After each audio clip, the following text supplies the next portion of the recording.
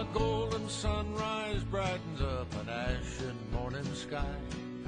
A hazy purple sunset says goodbye at twilight time. Before becoming a state park, it was a sheep and goat ranch. And historically speaking, there were several folks that owned the property and used it for sheep and goat. Indian paintbrush, black-eyed Susan's bonnets painted blue. Honeybees a buzzing round a honeysuckle vine. It's just Texas being Texas in her prime. These Longhorns were on the ranch. I don't know when they came to the ranch. I know that they have been here since we've owned the property. None of them are actually wild. A lot of them have not been corralled. They are running loose on the park.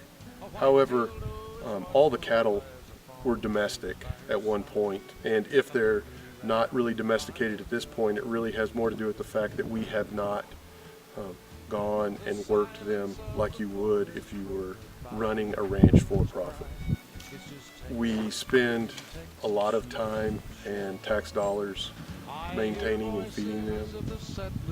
And the one thing that I think is a really interesting point is we have a 3,000 acre pasture that currently serves as a home for the Longhorn show herd.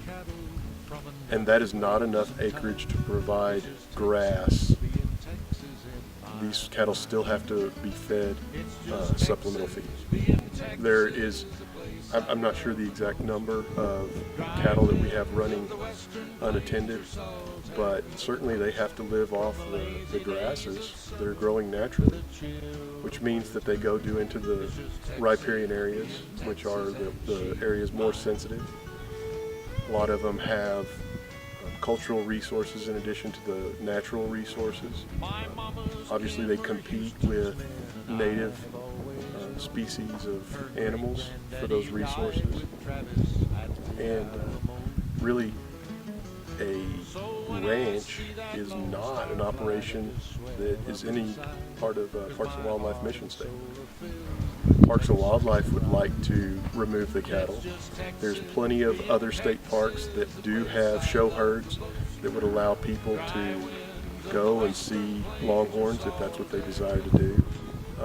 This is a really remote location, and most of the people that are coming here are coming to either hike or mountain bike or do some sort of activity that they can't do closer to the Metroplex or the Golden Triangle, which would be Dallas, Austin, and Houston. And since there are possible places to go see longhorns in that area, I just really don't see that as the draw. Well, our mission is to conserve the cultural and natural resources of the state of Texas for current and future generations. And it's more of a drain. Certainly out here where we don't have a lot of grass, it's a very sensitive ecology. By removing the grass, we create more problems such as erosion, which can then affect the cultural resources, the archaeological assets that we have in the park. And so, in a way, it actually works against our mission statement. The Longhorns are not a profit for the state in any way, shape, or form.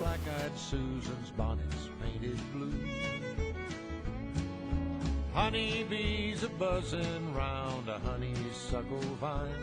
It's just Texas being Texas in her prime.